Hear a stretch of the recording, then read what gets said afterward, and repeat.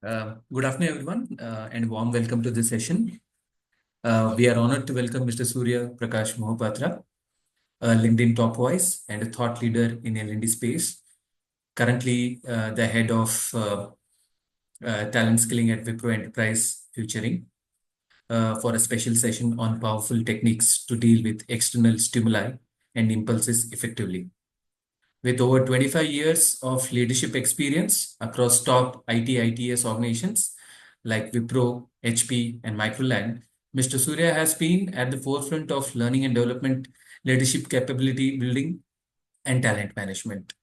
He has played a pivotal role in setting up global training functions, including Wipro BPO's extensive network across Brazil, Mexico, Romania, Poland, China, and India. Known for his innovative approach to learning, he has successfully designed and implemented cutting-edge skilling programs, management academics, and domain-focused knowledge centers. Throughout his career, Mr. Surya has been a trendsetter in deploying new learning technologies, enhancing career development strategies, and establishing best-in-class training models. His contributions have earned industry-wide recognition, making him a sought-after expert in the field. So let's extend a warm welcome to Mr. Surya Prakash Mohapatra. Over to you, sir. Wonderful. All right. So let me welcome all of you to this session. Today's session is about leading from within, elevating self well-being or mental well-being. I think as we look around today in our personal, familial, social, professional lives, we see that millions of people across the globe, across age groups, across professions, across different walks of life, are suffering from this phenomenon called stress, anxiety, and depression. And I know there are thousands of blogs already written on this topic. There are probably hundreds of books already written. There are maybe millions of YouTube videos, podcasts already published on this topic. Why do we need one more session on this topic?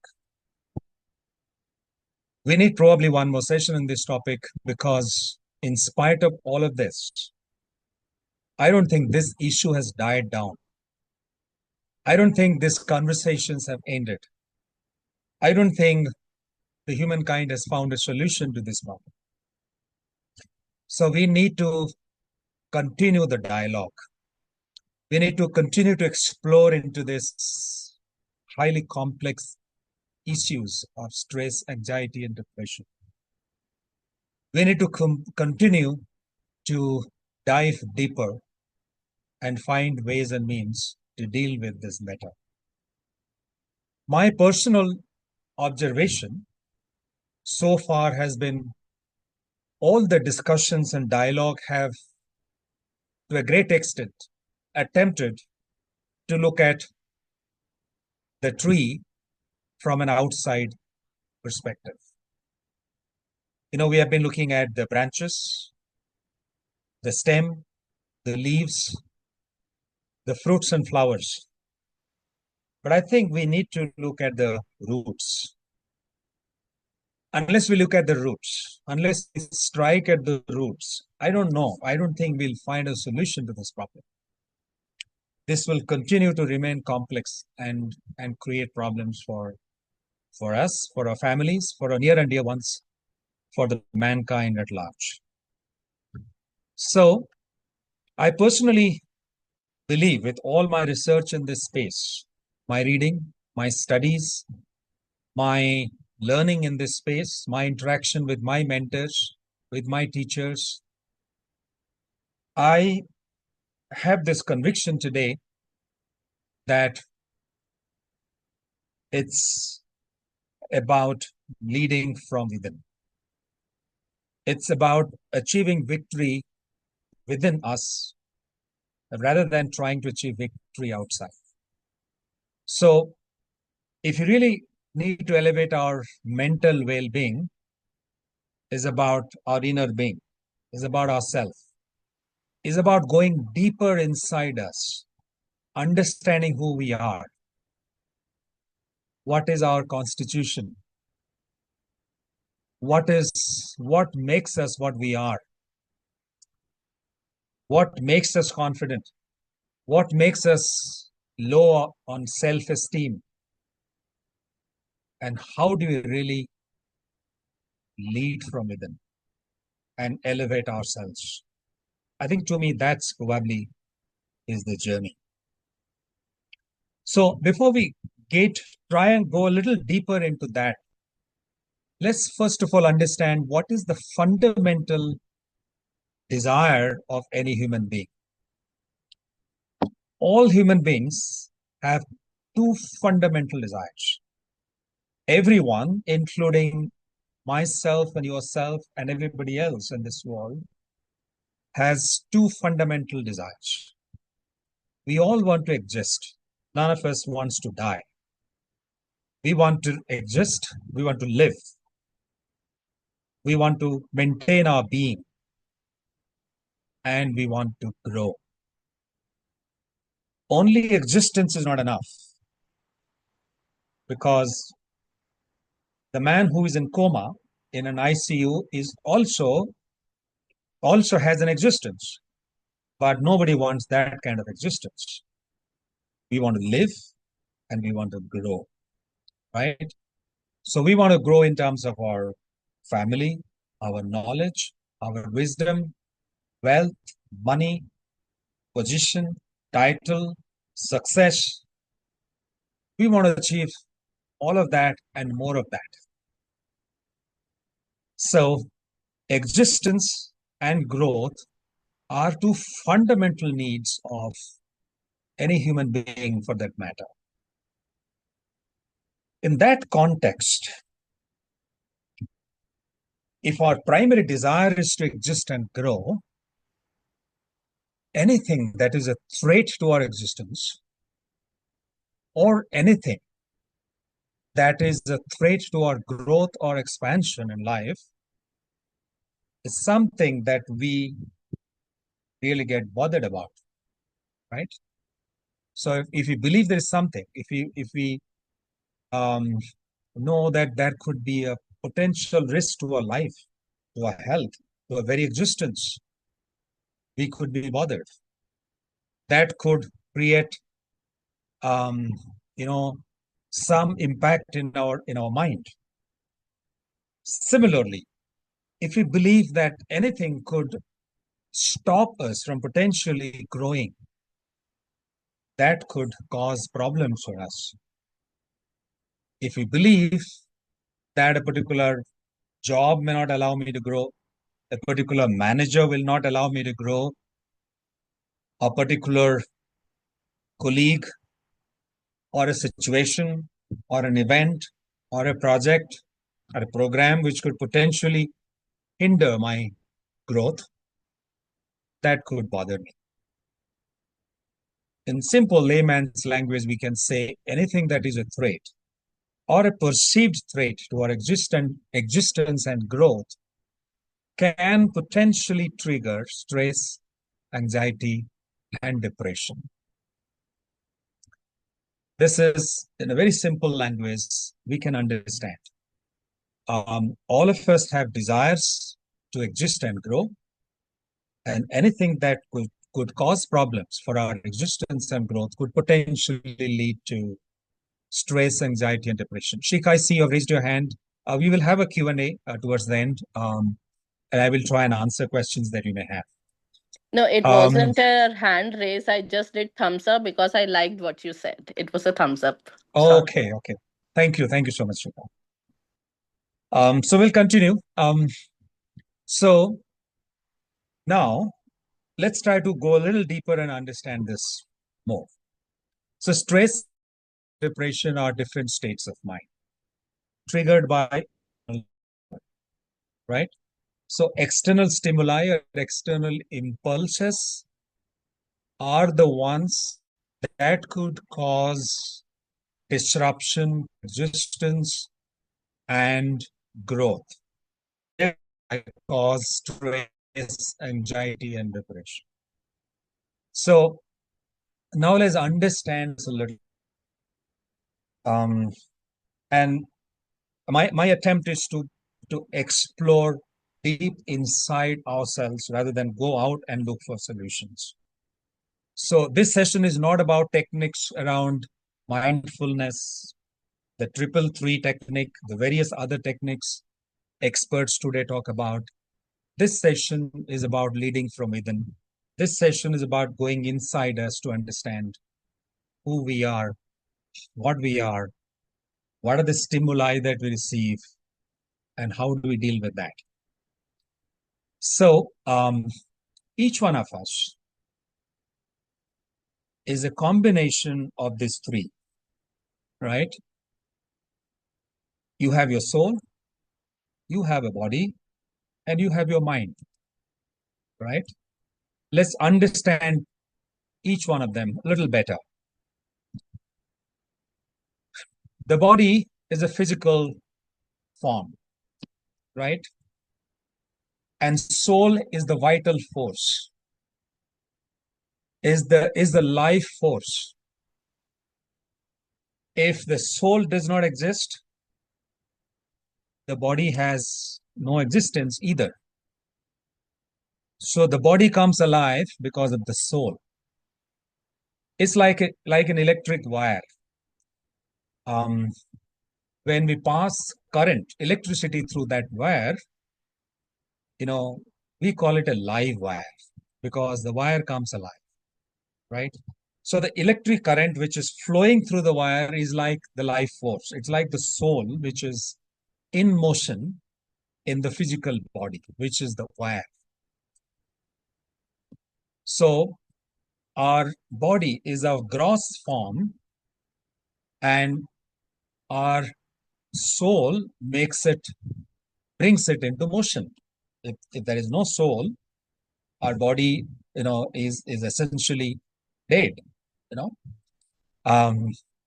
the mind. The mind is like is a television screen. It's a display board, right? It tells us at any point in time what's going on within us. It's like when you switch on the television screen, you see a cricket match going on, and then you change the channel, and then you see a movie, and you switch to another channel, and then you see probably a television serial, or you switch on to another channel, you probably see a documentary movie and all that. So at any point in time, what is going on the screen is what you get to see. So mind is exactly like that. It's a display board, right? It tells you how you're feeling at that point in time. What's going on inside your mind? Are you anxious? Are you feeling confident? Are you feeling envious? Are you feeling jealous? Right? What's going on within you?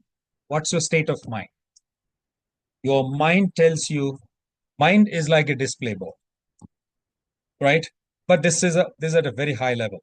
This is from a very layman's perspective to understand soul, body, and mind. But when you talk about yourself, when I talk about myself, each one of us is a combination of all three. Because the soul needs the body. It's like the electric current to flow needs a wire, right? Without the wire, the current cannot flow. So it's need a physical form through which it can come alive. And the body gets its meaning, its life, because it is charged with the soul or with the spirit.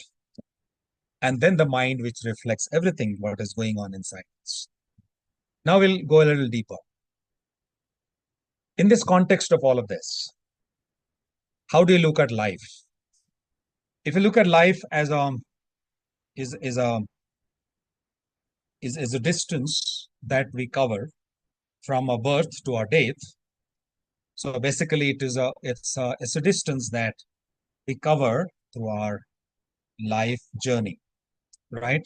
So if you are going through going in a train, it's like one station to another station. When the train starts, it's like you take birth, and when the train stops at the next station, it's like the journey, that particular leg of the journey comes to an end.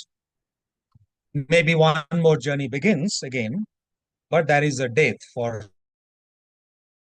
right? We are not getting into life after death, life before birth, because that's not the scope of our discussion today.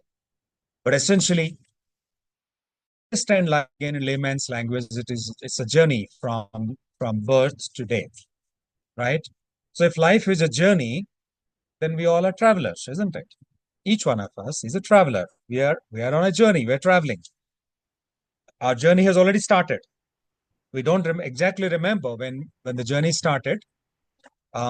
We know because our parents told us when it started, and we don't know how long the journey would continue. But we know that we are in a journey, and we all are travelers, right? So, traveler, to be able to travel probably needs a powerful vehicle, right? You all would agree that we need a vehicle.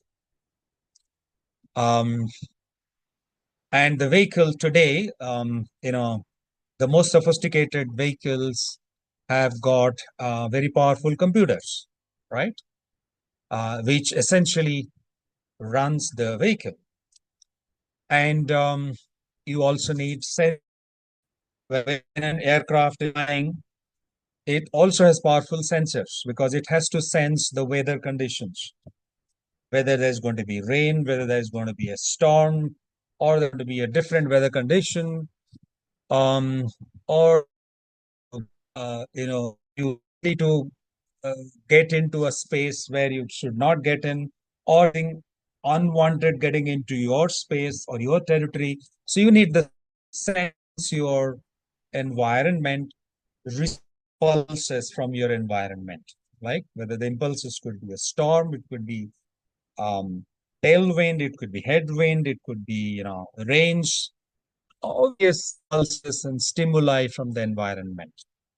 So your vehicle, your flying machine, has very powerful sensors.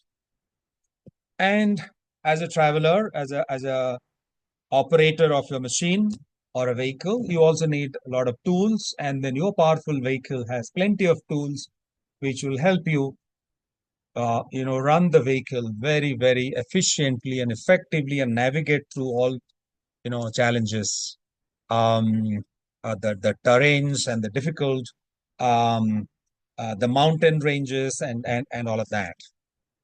And then you also have a powerful dashboard which tells you everything that's going on in your vehicle, the fuel, the volume. It talks about the health of your vehicle and and how are you progressing. You can see everything on the display, right? So if life is a journey and you are a traveler, what is your vehicle? Your vehicle is nothing but your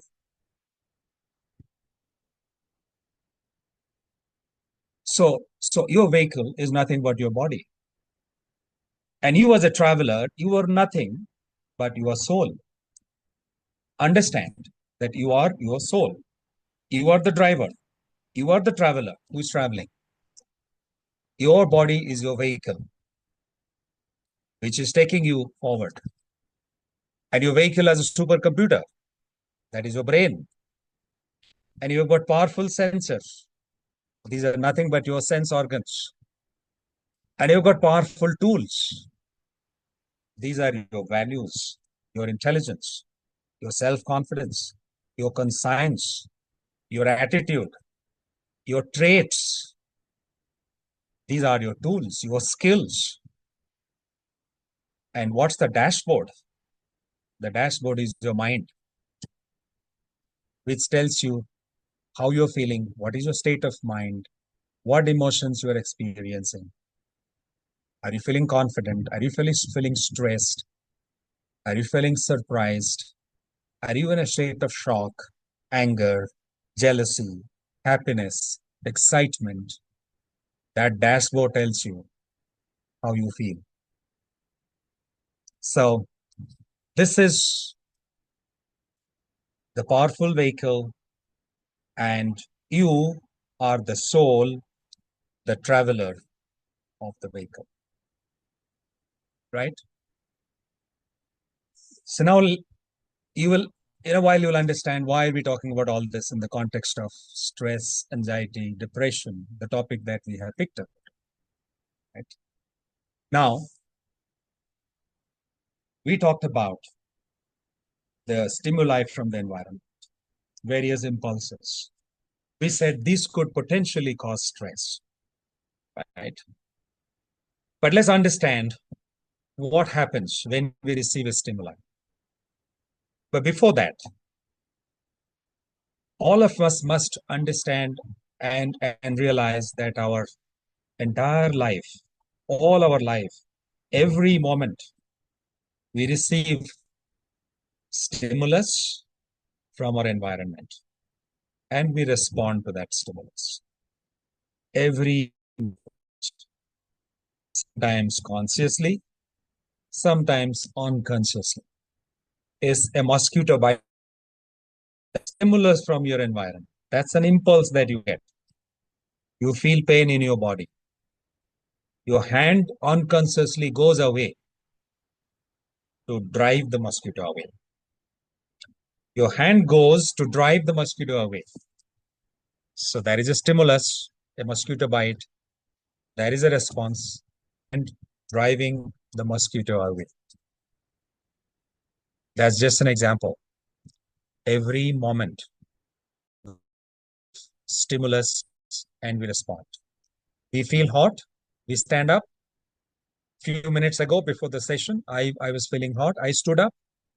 I went to the switchboard and I switched on the fan. There's a stimulus and I responded. I am now talking to you. Every sentence that I am saying is a stimulus and you're responding.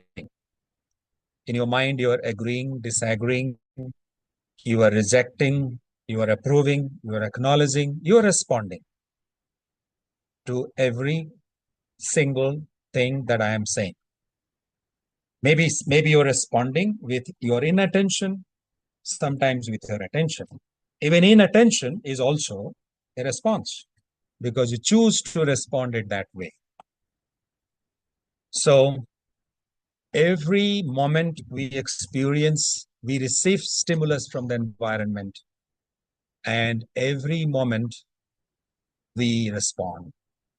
Now, let's understand in the context of who we are and how does it play out. So when we receive a stimulus, it is first perceived by our sense organ, right?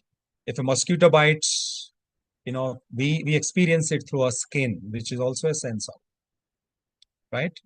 If there is a beautiful flower which is spreading aroma, we experience that we receive that stimulus, the beautiful aroma, through our nose, right? If we see something, we experience that, we receive that through our eyes. So every stimulus is received by us through our sense organs. It is like the powerful flying machine, the aircraft, receives weather information through the sensors it has. Our sensors are our sense organs. Every moment we receive stimulus. Now, we respond, right? But it is not as straightforward as that. Because the stimulus could be the same, but response could be different from different people. A mosquito could bite you, it could bite me, it could bite your friend, it could bite somebody else, and each one of us could respond very differently. If it bites me, I may choose to drive it away, right? I may just do like this. Somebody else may choose to kill it. That could be another response, right? Somebody would probably is very non-violent by nature, would decide, well, I will probably use a mosquito net. Let mosquitoes roam around, I don't care, but I need to protect myself. But I'm not going to kill them, but I'm going to protect myself by using a mosquito net. Right? Same stimulus, same impulse, but the response is different, right? So now the question is why? Why does this happen? We need to understand that. Because when we receive a stimulus, it is received by our sense organ, then it goes to our brain. And our brain decides how to respond. It is the brain which has the power of decision making. It decides how to respond. But if each one of us has a brain, why each one of us decide very differently? We decided very differently because there is something that happens between the sense organ and the brain, right? Every stimulus that we receive through our sense organs first gets diverted to our beliefs, habits, complexes, mindsets. They color the impulse that we receive, right? They give it a different color. So brain, which is very powerful, takes a decision based on the color that it sees, right? So if the object that it sees is actually white, but before it reaches the brain, if our belief, mindset, complexes, etc., have already colored it as green, the brain will see it as green. That's how brain will see it, right? Because brain is a very powerful machine, and it can distinguish, it can identify the color, and in this case, it identifies that green is the color, and it does the right identification. But there is a devil that was between the sense organ and the brain, which has already given it a different color, and then what brain is actually seeing it is very different. These are our beliefs, our habits, our complexes, our desires, our mindset. They cause problems. Either they help us or they create problems for us. If our mindset is growth mindset, our response could be very different. If you have got a fixed mindset, our response could be different. If you're lazy by habit, our response will be different. Even if the alarm bell goes off, we kind of switch it off and then continue to sleep because that's what habitually we are. But if you're very agile, hardworking by habit, then our response will be very different. So it's between is the stimulus that we receive that gets colored right after it is received through our sense organs, before it reaches the brain, and brain takes a decision based on the color the shape and size that we're given to the stimulus.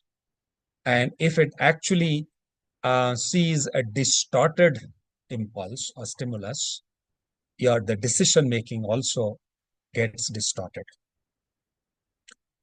Now I'm sure you would have started to understand the cause of our stress, anxiety, and depression, and why we find it very difficult to come out of it, because our brain believes this is what it is. The brain believes this is what I'm experiencing. The brain believes that I'm good for nothing. The brain believes that I'm helpless, right? When there is a bereavement, the brain believes that I have, it's the end of my life as well. If I have lost a competition, or if I have failed in the exam, sometimes my brain believes that is the end of the road for me. It is the way it has been colored and shaped and in the kind of distorted or magnified in whichever way. Sometimes the brain probably looks at it positively, sometimes the brain looks at it very differently. And then based on the picture it sees and it decides on the appropriate response, and the soul responds accordingly, because for the soul, brain is a very powerful machine, and the brain is a supercomputer that it has. Now, what happens? When the stimulus is received through the sense organs, it in our brain, it causes, in our brain, in our mind, it causes certain thoughts, feelings, and emotions. And some of those guide our decision making and action. The word emotion essentially has the word motion inside it. So it is emotion that puts us into motion, nothing else. It is not our intelligence. It is not our logic. It is not our wisdom. What actually puts us in motion is our emotion, right? If you are angry, you probably go and hit somebody, right? Your anger is putting you in motion. If you're kind, you go out and help somebody. Your kindness is actually, putting you in motion, right? So your emotions, your feelings are actually driving your actions. Let's understand, because when you are actually driven by emotions, logic doesn't work there, intelligence doesn't work there, conscience doesn't work there. Only thing that works is your emotions. So when you are experiencing anxiety, stress, depression, that drive our action. That's where the vicious circle begins. If I'm feeling anxious, if I'm feeling stressed, that drives my action. What I do, I keep away from my friends, I stop talking to people, I go into isolation. What happens? I become more depressed. I become more stressed. I become more anxious. So the vicious cycle continues, right? So it's once emotions start dominating our mind and brain, it slowly and slowly and slowly dominates our consciousness, right? Our consciousness becomes low, and these emotions start dominating us. Our soul is nothing but our consciousness. What is the soul? Spiritual leaders, philosophers, scientists, all of them have tried to, describe soul in different ways. But essentially, soul is nothing but our consciousness, right? So you are the traveler. You are the conscious traveler. You are the soul. You need conscious that you have a body and it behaves like this. You have a mind, it behaves like this. You have sense organs, this is what they do. You have your intelligence, conscience, your wisdom, your knowledge. They are your tools at your disposal to use them. You have your thoughts, feelings, your emotions, your anxiety, stress, etc. They are the brakes that could put brakes on your journey. But you also need brakes. You can't drive a car without brakes. While they can slow you down, but you still need them. We also need our emotions. We need our feelings. We need our thoughts. But the moment they start dominating the soul, our consciousness, then we lose control. We completely lose control. We become helpless. We become very hopeless. In spite of having all the tools at our disposal, our conscience, our intelligence, our traits, our skills, everything we have. It's like the nervous they talk about, the most powerful batsmen become nervous when they're in the 90s and they get out quickly because, it's the emotions, the pressure of the situation that dominate their consciousness. They start believing that now we cannot proceed from here on, right? They cannot achieve the landmark. And what happens if they don't achieve the landmark? Consequences of not achieving the goal. All those thoughts start dominating their consciousness, right? We as travelers, we as souls will have to awaken.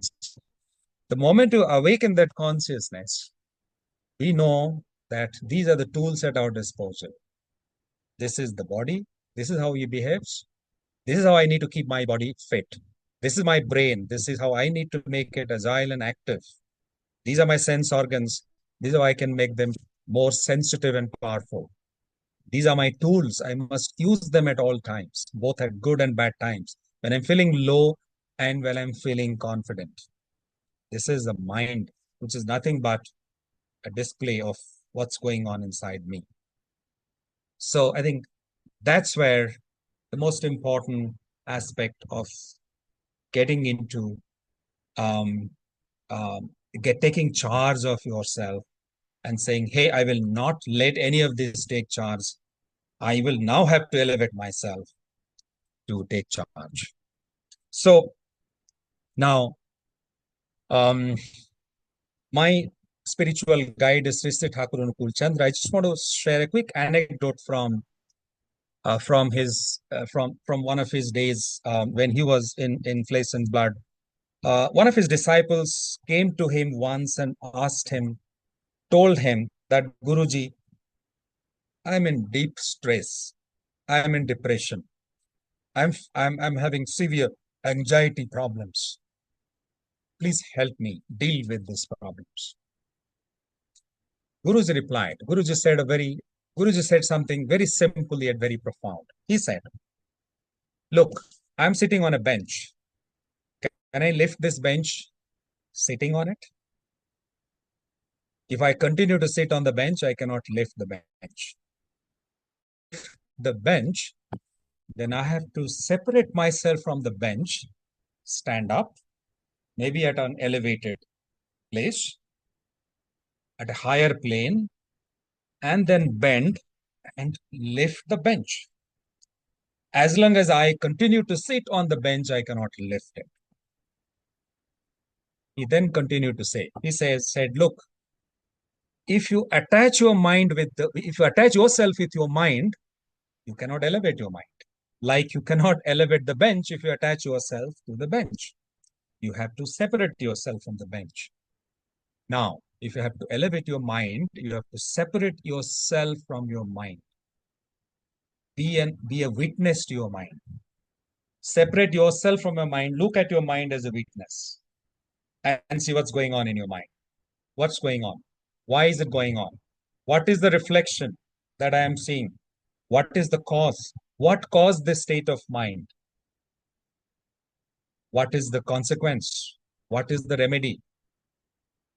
How can I be in charge? As long as you are with the mind, you cannot control your depression, anxiety, stress. You just have to separate yourself from the mind and start looking at mind very objectively, right?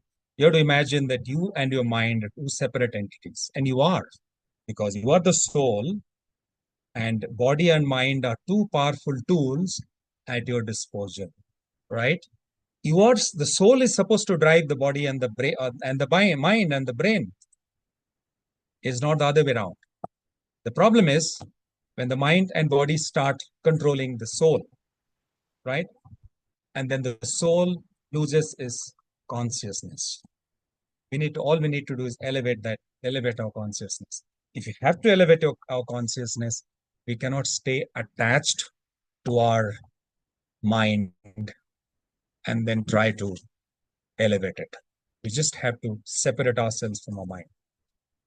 It's about elevating our consciousness. So the most important aspect of the journey is understanding self, understanding the different elements of ourselves, understanding our soul, understanding our body, understanding our brain, how it operates, understanding our sense organs, the powerful sensors that we have, understanding the tools at our disposal, understanding the dashboard, the mind, the display screen, understanding how we receive stimuli and how we respond. What defines our life journey? What defines our progress? What defines our ability to deal with stress, anxiety, etc., is our ability to respond to every stimuli, every stimulus or impulse appropriately. As I said, every individual responds to stimulus, every single stimulus very differently. But the way you respond defines your destiny, because life is all about a series of stimulus and impulse. A series of impulses and responses. A series of impulses and responses. This impulse that we receive and the response that we give shapes our thoughts, our beliefs, it forms our mindset, it defines who we become as an individual, as a person.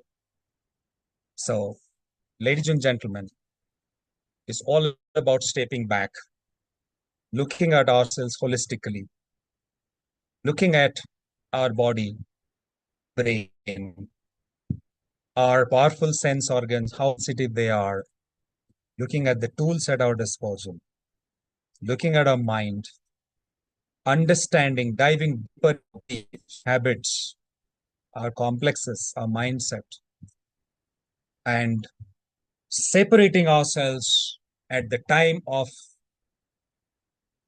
at the time of very strong feelings and emotions, when we experience that, separate that and looking at it as to what causes this, what has caused it, and what is the remedy. You have the answer. It is to receive to an impulse decides how we eventually, what we eventually experience, because our life is neutral. Our life is neutral. Life is like water. If you add green color, the water becomes green. If you add red, the water looks red. If you add blue, the water looks blue. If you add powerful, beautiful aroma, the water smells beautiful. And if you, add some bad, smell to it, the water smells bad. So water has no smell of its own. It has no color of its own. What we add to it, it becomes that. Exactly that. What we add to life. If you add happiness to life, it becomes a happy life. If you add misery to life, it becomes a miserable life.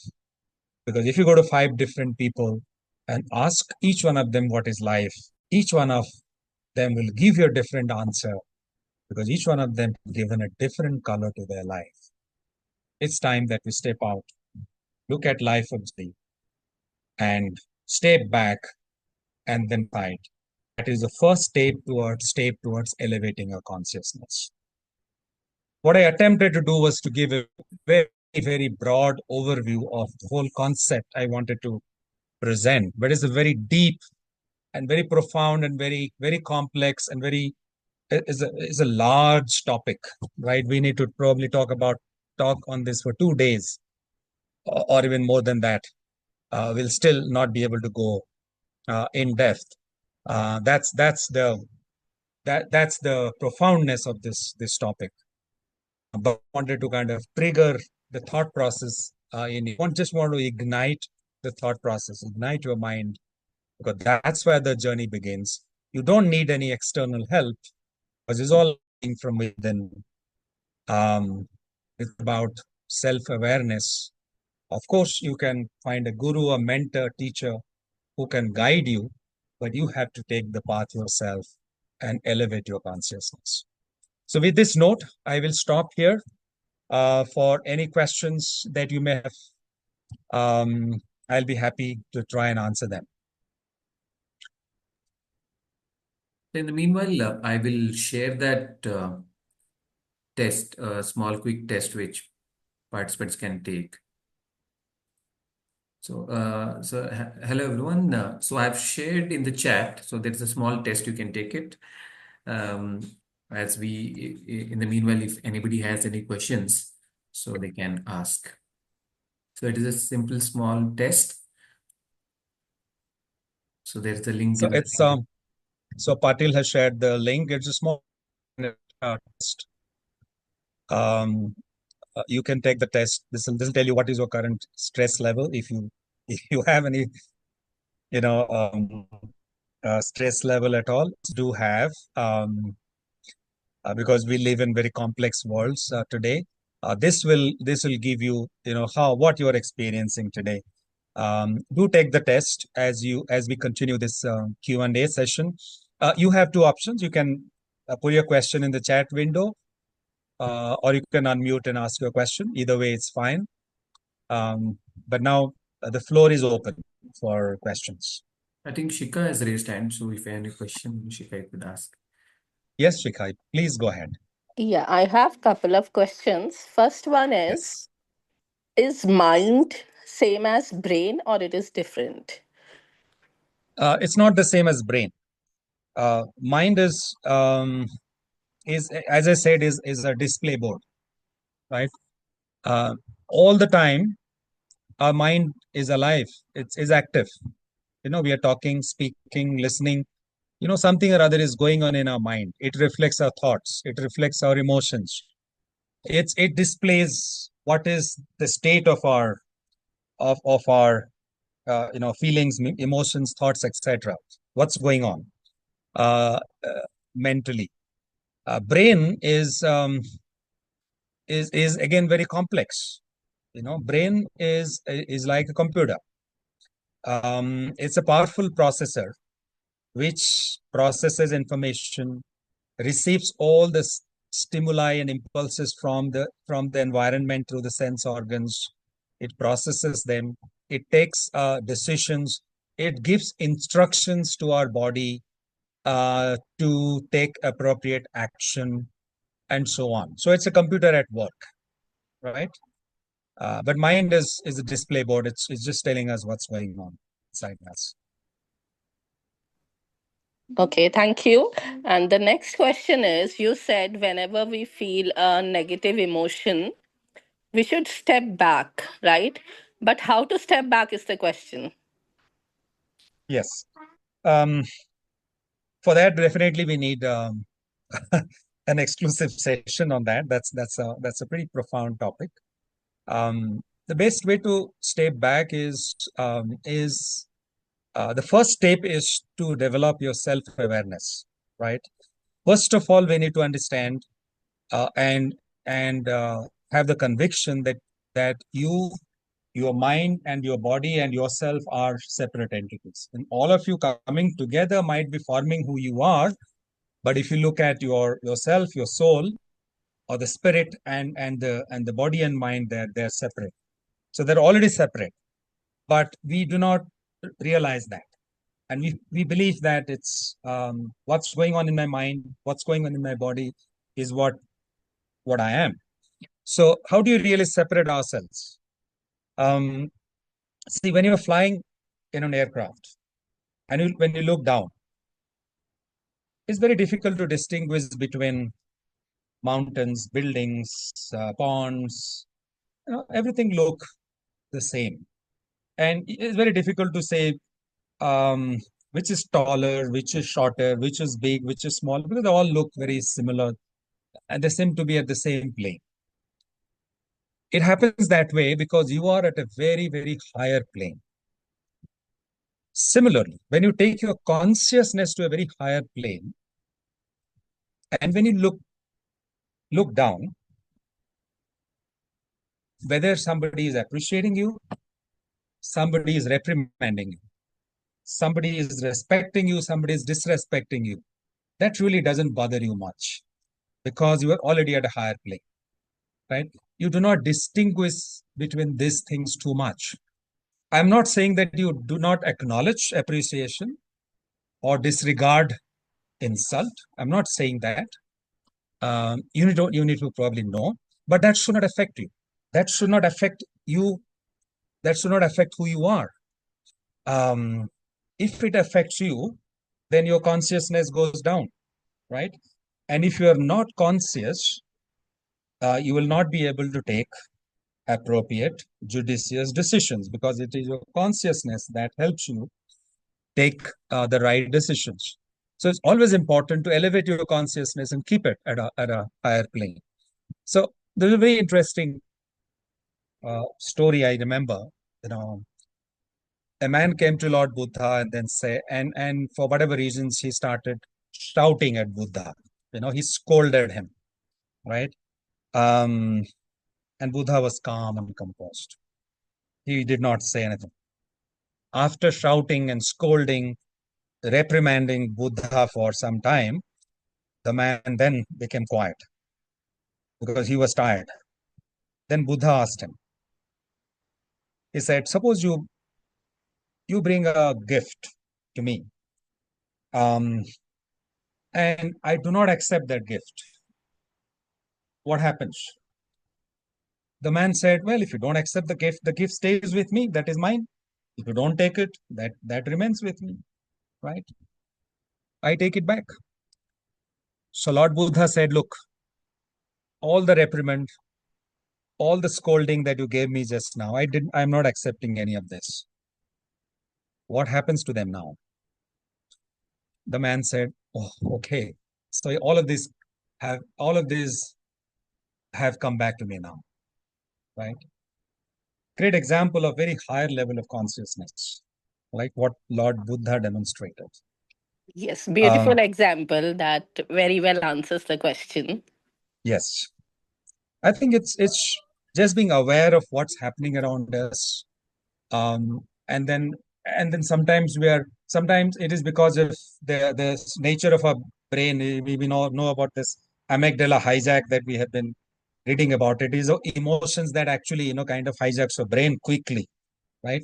So that's where I think our consciousness is very, very important. We need to have that consciousness at play all the time.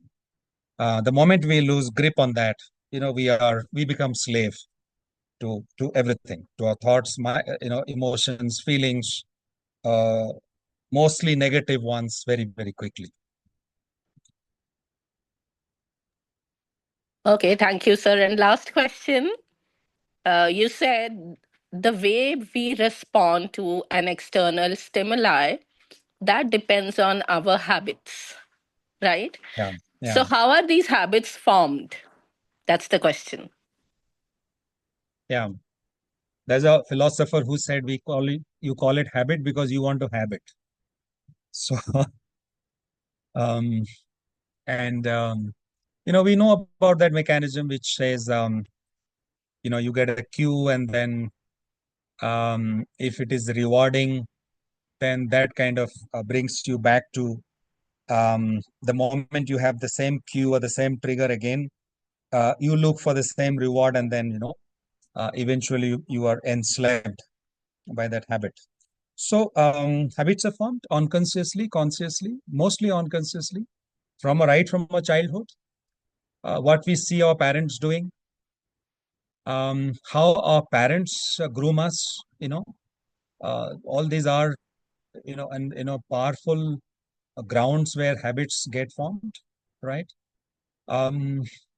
If our parents do everything for us, and they become very, very worried if the kids have to take any hardships, they say, hey, you don't have to do anything, I am there to take care of you, then we slowly become lazy, right? I'm just giving an example. So habits get formed very, very unconsciously. And I think early part of our life, it depends on the grooming of our parents. At the later part of our life, it's the company that we have, our family members, the friends at school or colleges, all the bad habits that we pick up, smoking, drinking, whatever, some of that come through the companionship that we have, right? So that's why answer to that is spirituality. A spiritual inclination, kind of laying down a spiritual path for children by parents is very, very important from the childhood, because it is the spiritual power alone that can help you understand yourself, because it's spirituality which tells you that you are not your body and not your mind, you are your soul. Nothing else tells us, because everyone else in this universe tells us that, Surya, you are so and so. You are a senior executive in such a in a large multinational company. They tell you that you are a businesswoman, you are a leader, you are a politician, you are so and so. But these are the roles that we play. But the real me is my soul, right? Everything else is the role that I'm playing. So it's only spirituality that tells us that. So and in the absence of spiritual consciousness, what happens is our self-awareness becomes poor. We start believing that we are the role that we are playing. Then what happens? We become attached to the role, right? We need to be attached to a soul, to a consciousness, not to the position that I'm playing in my organization, because that role will not remain tomorrow. But if I believe that I am that role, I am the head of this function in this company.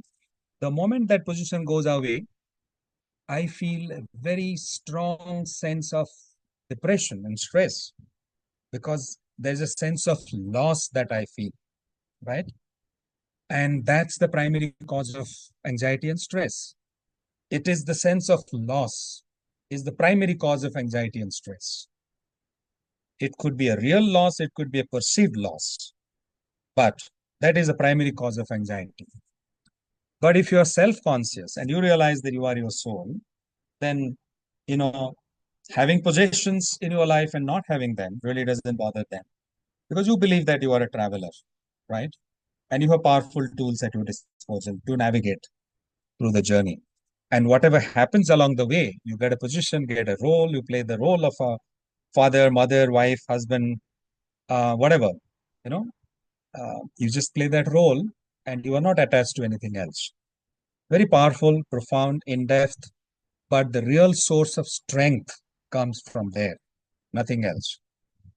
Everything else is at a superficial level. All the techniques that that we keep hearing about and talking about, a lot of them are, I'm not saying all of them, but many of them are actually at a superficial level.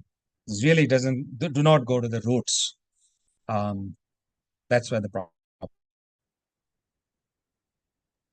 So I know we are almost at the end of the session, but I had a question. So we generally hear this Yes. quote where they say that don't choose a job, choose a manager. But for some reason, some people do find themselves, where there is unfavorable response from their managers or the bosses. So in that kind of situation, how do we apply these, look at this, given the things what we spoke, and is there a way, I don't know if where one could check what stress level they are, like, you gave one test right now. So in generic, whether instead of going at the fag and where they are at a higher stress levels, even before that, if there is a possibility to test themselves, at what stress levels they could be. No, yeah, I would like to answer that very differently. You neither choose your manager nor your job. Don't worry about it, right? Because don't try to choose your impulse or stimulus, because don't have control over it all the time. Sometimes you have control, not always. But you choose your response to that. Um, Even if you have a bad manager, okay, how would you respond? If you have a good manager, how do you respond? If you have a good job, how do you respond? If you have a bad job, how do you respond? It's your response that matters. Not about going back and saying, I had this situation and then the situation is the cause of my problem. The manager is the cause of my problem. I don't look at it that way. Because you don't choose your managers really most of the time. So how do you respond to situations, to individuals, to people, their behaviors? I think that is what matters. And then it's all about strengthening your power in that regard. Um, if an opportunity to choose a job, choose a manager, you may do that. But I wouldn't personally worry too much about it. In my 25 plus years of experience, I've got many managers have played key roles in different organizations, performed various jobs. I look at every job as a great learning opportunity, which was a stepping stone in my career. I look at every manager who also played a role in shaping who I am. Prime I focused on choosing how do we respond to both of them. That's how I would put it. So that's where you are in control, I believe. Great, sir. Thank you. Thank you, sir. Thank you for a very insightful and inspiring session. So I'm sure all the participants, have benefited out of this. So, so I want to extend thank you to you for taking time out of a busy schedule to just give an update to the participants. Sir traveled from Pune. He dashed immediately from the airport so that he could be available to take this session for us. So we very thankful to you, sir, for taking the time out and giving us this insightful session. So thank you very much. No, thank you very much, Patil and Swaroop, for this opportunity to be part of this session and talking to this illustrious audience. I've just kind of mentioned my ID and phone number in the chat window. If you want to reach out to me, discuss more about this topic, I will be available. Thank you very much once again for this opportunity.